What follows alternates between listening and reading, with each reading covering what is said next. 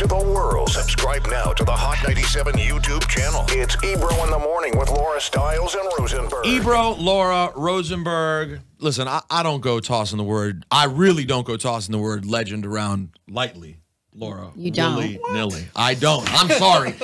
Chad Hugo of the Neptunes is a legend, and he's with us today. I'm sorry. Man, appreciate it, man. So get nice and close to that microphone, Chad. So what? First of all, what do we owe this honor? You are not a man who gets behind microphones. Man, that's too much, man. That's too much of an intro, but I appreciate it, man. Thank you so much for supporting the Neptune.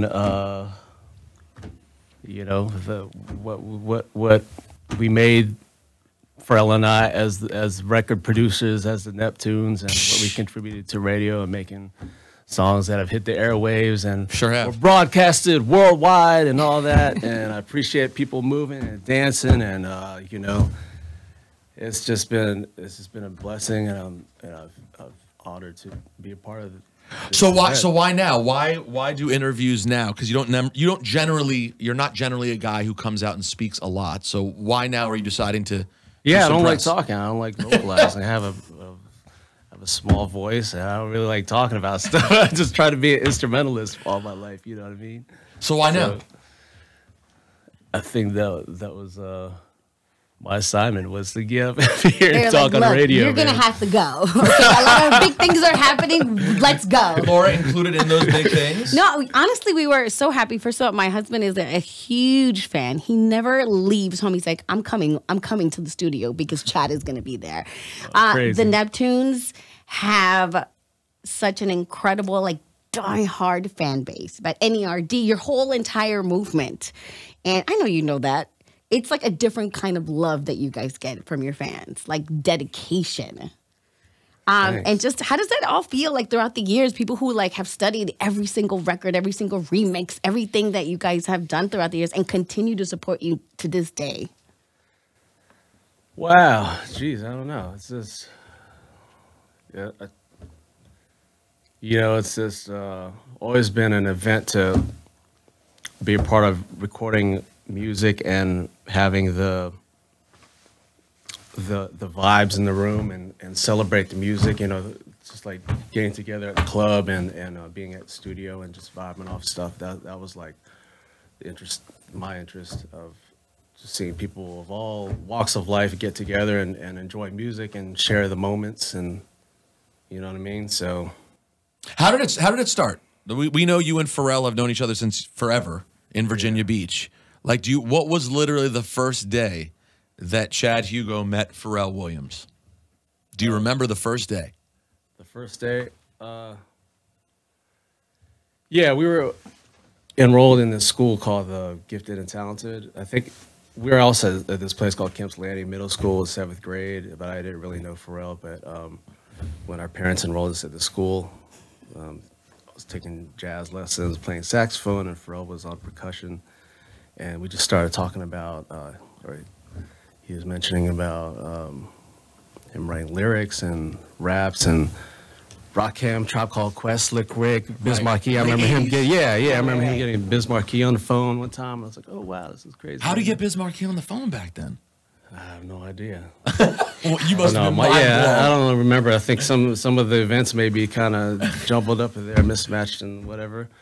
But yeah, and I was really, you know, let's I had this 4-track at home. I was like, let's get together and record some songs, and you know, I was really into the studio aspect, and like I used to get together with some homies that were from my town called Kempsville, and I used to like try to, you know, there's a Dr. Rhythm beat machine that my buddy Mark had, and Ronnie used to like mess around with turntables and stuff like that, and just experimenting with the 808 sounds using a realistic highball mic and feedback and this and that. So just like that, like this is crazy, man. You got like all this gear and like broadcasting it, like, oh shit, I used to dream about this stuff, you know, watching TV. And is that what your mind was like? Like you guys are in a spaceship here, man. This is like really a freaking spaceship. Woo! Wait, did you grow up in a musical household? Like, did any of your parents, you know, play instruments or sing? There was like a piano Yeah. And that my brother and sister played, and we would, just play like, Heart and Soul is like a favorite, like the go-to standard that everyone needs to learn how to play. So you're just basic. like a duet. Yeah, your mom's like, you guys are gonna learn an instrument. Yeah, learn the piano. Exactly, and taking lessons, and do me mi fa sol la ti do. Those type of things, and just kind of applying all those things that we learned over the years. And I like beats and rhythms, and just kind of that stuff. And, Chad, how many different things can you play? Oh, I'm still learning, bro. It's like, just to play saxophone. I'm learning saxophone right now. Oh, Rick, okay. Yeah. I picked up the saxophone after all these years, and lived out in California, and picked up my like an old beat up Summer Mark 6. I used to play this like Busher Aristocrat saxophone. It was like really vintage, and it was falling apart basically. But I had to take it to the next level and learn how to take it to the next level, and just bringing it back to modern times. I saw like Barry Harris as jazz instructor, and is those chords, just really into the chords, you know what I mean? Well, and you always played chords, like you play guitar, you play chords on guitar, right? Yeah. And on bass? I can't play that stuff. I try, man, but with modern technology, editing and this and that, and geez, it's tough. I'm striving to play the right notes this day. What was the first thing you played like actively on records when you guys were first? Because like, how would you say, for people who don't know, how would you say that you and Pharrell broke up who did what when you were producing? How would, simply put? Oh, I don't know, bro. I mean, I don't know, Peter. I mean, geez. He was big on the drum programming, right? Yeah. Pharrell was always big on the drums. Pharrell was on the drums, yeah. And then would you kind of be tapping into everything else? Yeah. Samples. I try to make myself like a Swiss Army knife, it's just like whatever skills I could bring to the table. So, I would just get the sounds for the palette, while sampling. I had a buddy named Bink who would have these drum loops, and he let me a few records, and I chopped them up on the ASR 10, and we'd get together and kind of just lay out the paint on the palette for the sounds, you know what I'm saying? So, do you have in the Neptunes library of hits? I remember one time in like right around the time I interviewed when you guys did the Clones album. It was like the first big interview of my life. One of them, first 5, was Pharrell came to XM, and I interviewed Pharrell for the Clones. And I remembered lead up to that to get myself ready for the interview. The night before I was DJing in the club, and I was like, I'm gonna DJ for 2 hours and play nothing but Neptunes. And so I did 2 hours, and this is in like 02, whenever Clones came out, like 02-ish. And for 2 hours straight, I played Neptunes in the club. Thanks, man. And it's not like anyone noticed. All they think they're listening to is hit after just good hit music. after Right, hit. right. Like, are there anything? What are the ones from that era that you sort of are the most attached to? Are there any that you love the most? No, I mean I love them all. I love them all, especially when the needle drops and they play it, and it's like, it goes crazy. Do you remember Superthug? Do you remember when Superthug really started taking off? Like, did you guys have an idea like, oh man, this Noriega record's really becoming something? Yeah, when Flex dropped that was a crazy moment. Yeah, he was talking about like, hold on to your purses and Right. crazy. I can't. I try to emulate the voice, but I can't do it. I'm not gonna do it justice. So, but I just remember the club going crazy, and people just really like into it, angst and good energy, you know what I'm saying? Do you consider that one? Used to go to the tunnel. I love that vibe. Oh yeah, you go to the tunnel? Yeah, I've been there 2 times. And you would just sit back there and listen to your records get played in the tunnel? Yeah, That's got to be fun. yeah, super fun. Yeah. How is that? Because I remember, I think Nori talked about it either, it could have been an interview with us or a drink champs. I don't know. Sometimes everything gets blurry. But he always is so thankful for that record. You know, he said that changed his life. How was it when you guys actually cooked up that record? Was he in the studio with you guys, or did you guys just present him with something? Like, how does that work? Yeah. Yeah, people would just go to the studio and we would just vibe out. And when you talk about Nori, yeah, of course. I mean, he was just, you know, we'd lay down the track and he would write over it, and we would just kind of, you know, it's always interesting when you go and watch the behind the scenes of stuff, but I always felt like that was like a spoiler alert, you know what I mean? And that's why it's like, I'm showing up to Hot 97, spoiler alert, you know, but how am I going to make a decent living after this? You don't always love seeing how the sausage is made. Yeah, true, yeah. Right, and it's crazy for us. We love it, right? All I want to see is what the ingredients are. Yeah. What about You Don't Have to Call, Usher? The story has always been that was originally, you guys originally had Michael Jackson in mind for that record. Is that true? Do you remember that? I think so, yeah. And did you guys just were you making a pack for Michael? Like, hey, we're going to put together some stuff for Michael Jackson and see what we can get. Yeah, I mean, yeah, Pharrell was, when he wrote that song, he said it was written for Michael Jackson. He was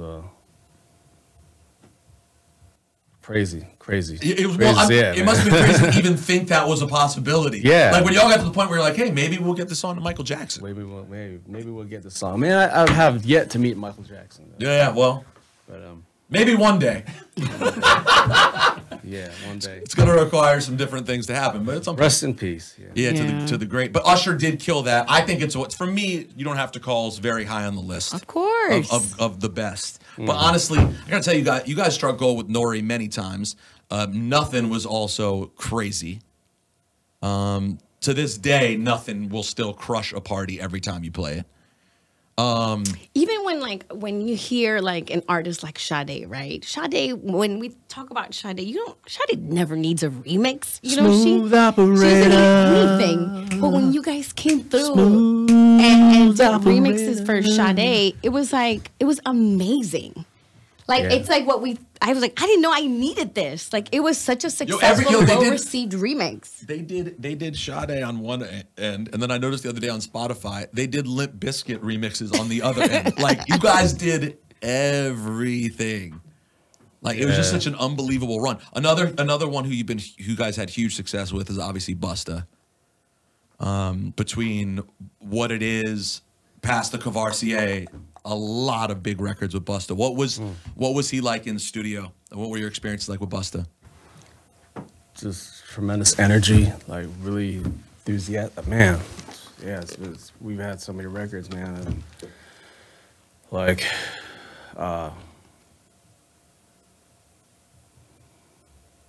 Busta's my man. Busta's the man, bro. You got, I don't know, I used to always love I love the Khalees part of What It Is. Yeah. This is the beat to rock for the street. Yeah, fire, yeah. How always much comes with the fire, yeah. How much of that comes from you guys just messing around and sort of improvising, because it can feel that way? Like, do you guys just kind of get in there and zone, or is it all sort of programmed out before the artist gets on the record? Which song in particular? Let's say that, for example, Busta, What It Is. Like, is that, you know, that bridge is happening, you know that's going to be there, or is that just something that Khalees says, let me try this, and then you end up finding it? Yeah, Pharrell and Khalees wrote that. I was there just vibing out. Recorded it on the 1680, the VSS rolling in stores now. I don't know. What can you say about your time with the great Cypher Sounds? Cypher used to run around quite a bit with Star Trek. Cypher's a funny guy. Have you seen Cypher do comedy? Yeah, I think checked out his act, yeah. Yeah, he's doing stand-up now as well. But those are some of the great days of his life, was A&Ring for you guys. A&Rs, yeah. During the era. I know he's in the video for Frontin', I believe. Yeah. Trust me, he would show it to us all the time. You guys haven't seen this part. Okay, what about this one, though? where do you rank in terms of just all-time Neptunes bangers? Jay-Z, I Just Want to Love You. Because that, to me, you really think about it, it's kind of Jay-Z's biggest... That and Hard Knock Life are kind of his two biggest commercial achievements in a lot of ways. You know, you're never going to go to a Jay concert and have him not perform I Just Want to Love You. So that's true. Yeah, I just want to love you. Yeah, I mean, that's got to feel special. That maybe special. The greatest ever. One of your songs is his. Like it's so a part of his catalog. I agree. 100%. Yeah, it's 50%. 50%. Not 100%. 20%. Can you? We're losing. You're losing very much. Can you tell us about just like when you guys decided as a squad to form NERD, like the actual band, and start creating together and putting it out there? Like, tell us that story. Which group? NERD. NERD. Yeah, NERD was. Oh man, I just feel. Yeah. Something. Like, did you guys always feel like, yo, we're gonna have, our dream is to have a band. Let's fucking do it. Let's just go and do this. Like, whose idea was it? Was it yours? Was it Pharrell? Pharrell and I, we collectively, we started out as a group. There was Shay and Mike. Yeah. And we started out as a singing group, and we performed at the talent show at PA High School. And but what was your name back then? My name was Chad. No. I'm saying, like, as a group, was it always NERD, or did you guys start as something else? You know how usually people start at one point. We started out as the Neptunes. We were called the Neptunes, and then we were the Building Children. And at one point, we were a Dead Poet Society. Yeah, named Dead Poet Society. That's the movie. Wow. Movie, yeah. Yeah. What do you remember? Do you remember the first time a young Pusha T and Malice? But don't worry, I'm not going to jump up on this desk and proclaim anything. You did Dead Poet Society style? Yeah. Do you remember when Pusha T and Malice first started showing up as high school kids? Yeah, they showed up at the crib and started writing rhymes. And did you know they were dope right away? I knew they were dope. I knew with what we were gonna put together in the studio was gonna be something, you know, just the beat's got to hit hard, you know what I mean? And boy, it's got to go, and it's got to, you know. Like, is Lord Willin? Would you argue Lord Willin is one of the best produced albums you guys ever did? Yeah, Lord Willin. I mean, from beginning to end, it's just a masterpiece. Thank you. God damn, you know. God damn. I mean, Grindin', of course, is one of the most regarded party records of all time. Yeah. And also, listen, congratulations, man. You're going into the Songwriters Hall of Fame. Does that honor mean a lot to you? Thank you. It's pretty cool. Thank you. It's huge. A illustrious list. Yes. Yeah. Well, listen, Chad, you may be uncomfortable with it, but you are, in fact, a legend. The greatest, maybe greatest production team in hip-hop history. Shout out to the Trackmasters. Shout out to all the great... Shout out Trackmasters. Shout out to all the great production teams that there have been, but I don't know that there's ever been one or ever will be one as massive as the Neptunes, man. So it was a treat for us to get to talk to you a little bit, man, and pop by the show. Thanks for having me, man. Anytime you are welcome. His name is Chad Hugo. Thank you. Thank you, man. Thank you.